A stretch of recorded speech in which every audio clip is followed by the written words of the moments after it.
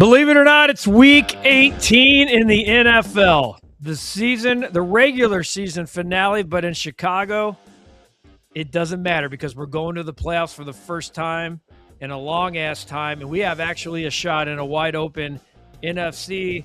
It is the Chicago Bears, Cap, and hosting the Detroit Lions in the regular season finale. The Lions are going home, and the Bears are moving on, and they have a shot to get the 2 seed. Cap is there. I'm Guff.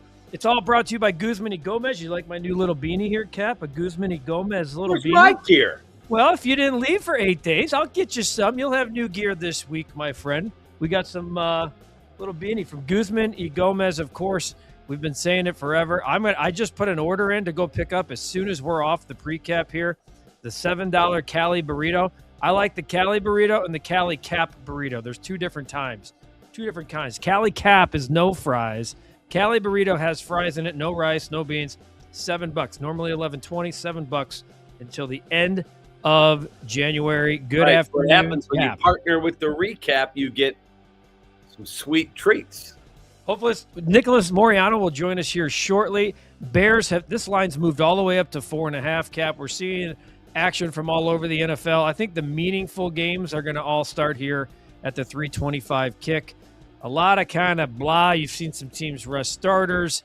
You've seen some teams starting guys who have never made starts at quarterback before. And the Chicago Bears have a shot to get the 2 seed. And I want to ask Nick this too, but you've heard Ben Johnson all week talk about we're playing this game to win this game. And that's what I expect the Bears to do today. I fully expect him to try and win. I don't believe that Ben Johnson's caught up on Caleb getting 4,000 yards. He needs 270. If he needs, 270 and they happen to be able to get it in the flow of the game, cool. But I don't think Ben Johnson's going, I don't care if we win. Let's just get Caleb his 4,000.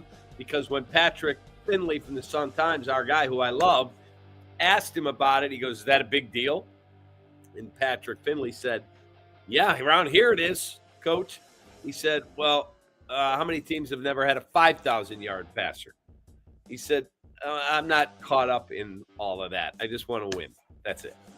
Well, let's ask our guy, Nicholas Moreano. Nicholas, what's up, buddy? Welcome to the show, the PreKap. You've been covering this team all year and all week here for us at the recap. And you just heard Cap's thoughts about Caleb and 270 yards. What's your take? Do you think it's something that I'm not going to say it's in the game plan, but if it allows, you get to the second half and Caleb's sitting at 231, is that something you would expect that Ben Johnson goes for Caleb? Like how Ben Johnson talked about it, you guys, it doesn't seem like he's going to go out of his way to make it happen. But if he's at 230 heading into that second half, I feel like that's a very obtainable number. But it felt like it sounded like from Caleb Williams, it meant a little bit more to reach that 4,000 mark. He said something along the lines of like, they brought me to Chicago for those types of moments. So if he gets it, finally, that won't be the low-hanging fruit that a lot of other fan bases can throw at Bears fans saying, you never had a 4,000-yard passer. I think he gets it today regardless, though.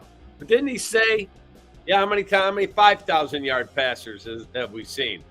Like, okay, whatever. If it's a big deal around here. But Caleb did make a goal at the start of the year. Obviously, the completion percentage is 70%. That's nowhere close. And I don't know if Caleb will ever be that type of quarterback. But 4,000 yards was the second goal he listed. And that's just the personal goals, like table winning and everything. So the fact that Caleb came out and said it before the year, I do think it means something. And I think it does matter. And you've heard Caleb in the last couple of weeks talk about he hears the noise. He knows the narrative. He knows for whatever reason that draft class, people look at him in a different regard, whether it's the nail color paint, which I think is stupid. But all of the things that have been stacked against Caleb Williams since, 18 plus months ago, I think that does matter. I think that the chip on his shoulder, we've seen a difference maker at the position the last month of the season. Go ahead, Cap. Go ahead. Well, I'm just thinking in terms of what he could maybe individually check off his list for year one of Ben Johnson, that would just be something like an addition to what he's already accomplished in this full season with Ben.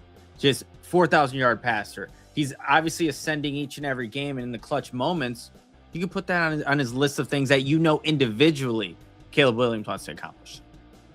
Yeah, and look, we went from the idiocy of national people saying in September, even in October, Caleb Williams is I think Chris Canty, who I like, Chris, a friend of mine, he's 6th out of the 6 guys drafted in his draft class. And now That's stupid. I'm hearing the same That's people go, wow, he might actually Drake May, him, 1-2, 2-1. And we'll see how this thing continues. I keep saying, Jordan Love's had 6 years with Matt LaFleur as his play caller. Same offense. Caleb Williams has had 16 games. That's it. Yeah. All right. So let's talk about the seed and why it's important. You know, you see the Eagles, who have a list of inactives that includes Lane Johnson and Jalen Carter. It doesn't include Jalen Hurts, but Jalen Hurts is not expected to play. They're looking at this a lot different than the Bears are. Now, they're the reigning Super Bowl champions. They have a home game next week that's already locked in. But for this particular team, and I'll start with you, Nick, on this one, why does the 2 seed matter more than the 3 seed for a young team that hasn't been to the playoffs for the most part? You look up and down the back of these guys' football cards, and there's not a lot of postseason football here. So why does the 2 seed matter more than just, well, you're guaranteeing yourself at least 2 home games, assuming you win next week? Well, Guff, I think that's a big part of it. The inexperience for a majority of this roster hasn't made playoff runs. There's individual guys like Tremaine Edmonds and Kevin Byard, guys like that, but they've lost 1 game at home all season, and it was to J.J. McCarthy, of all players, in the Minnesota Vikings in Week 1 on Monday Night Football. So I think if you can be in a familiar environment where you know how to win, the Bears are just better offensively at home. They just start games faster at Soldier Field for whatever reason. So I think put anything that you can have as a commonality, Soldier Field being the spot where you're going to host playoff games, you go for it. Get that number 2 seed and have playoff teams come to you. Cap? Look, I think it's always important to be playing your best football headed into the postseason. I do. And, like, I'm watching Green Bay today, and I know they don't have Josh Jacobs. I know they don't have Jordan Love, and they're playing some guy named that tune who's out there. But that will be what? Their 4 consecutive 4 straight losses. Yep. 4 straight losses. They're not healthy. They're not playing great football. I just spent a week in Wisconsin, and I can tell you, talking to multiple Packers fans at the bar near our house on New Year's Eve at Jerry's Bar. You've been there with me, Guff. Nick, we got to get you there next year. All of them are like, our team's terrible. Fire the coach. Need a new GM. I'm like, boy, the roles have reversed. Like, that was us. Like, I'm watching. I got all these TVs going in my basement. One of them is jobs that are in jeopardy and candidates. I'm like, how great is it that's not us? And how great is it that the Bears got it right? Like, it's one thing that it's not us. It's another thing that we have this guy is our coach.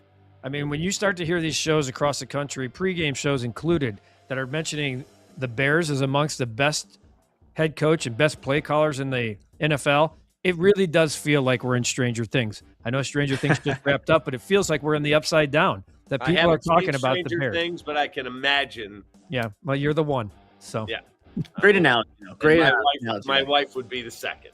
Well, I threw it out there because it just happens to be the most popular show out there, Cap, right now. So I'm trying to play the hits, man, with our feet or with our people. Cap, I have no idea what it's even about. So, well, that's not my fault. That's not. It's on this thing called Netflix, Cap. Just so you. Streaming is the new platform.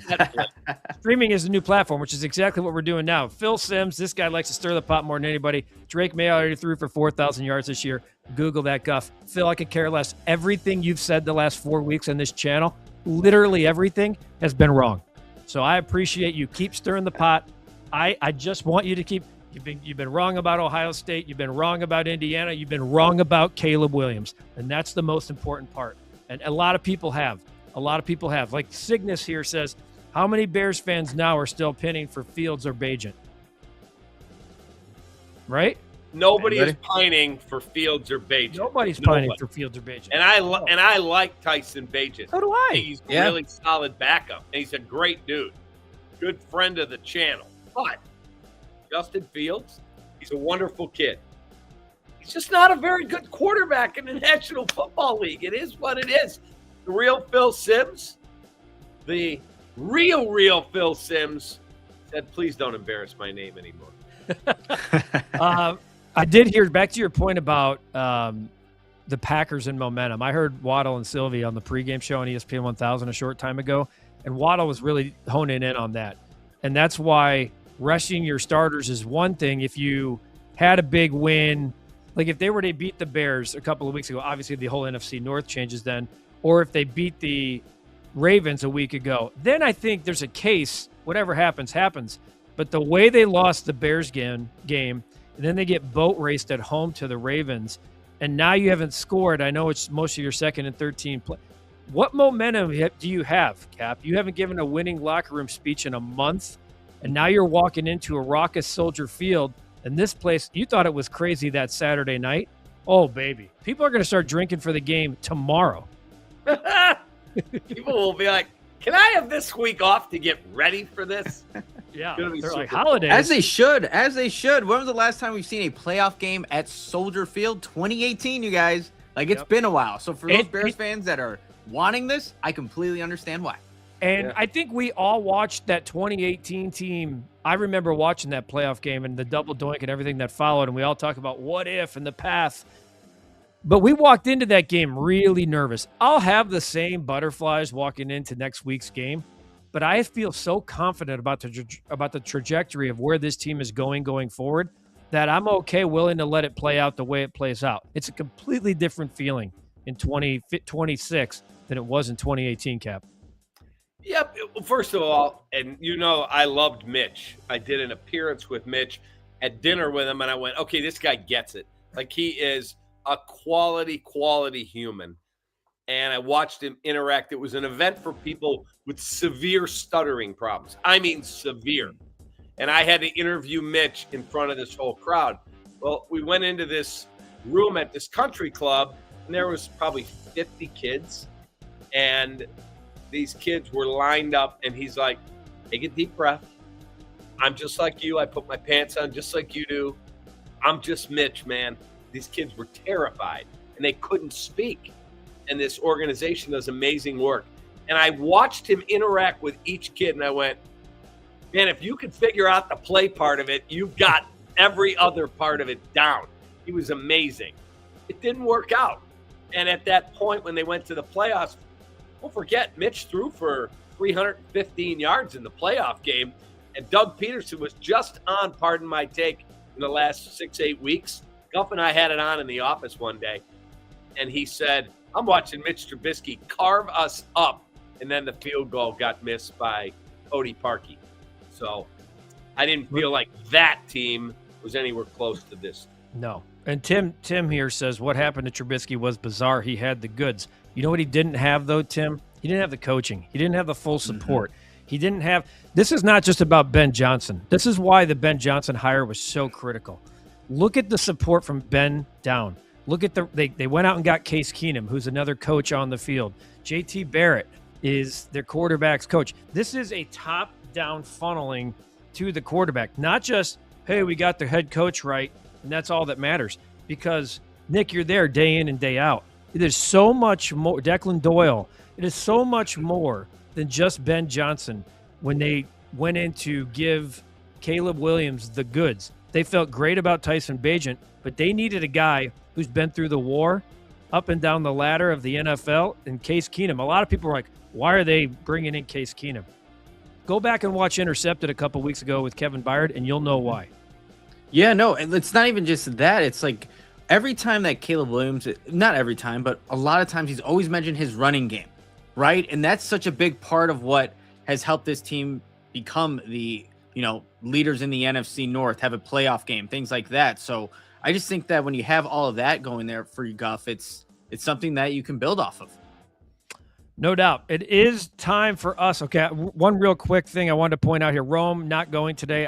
None of us are surprised by that.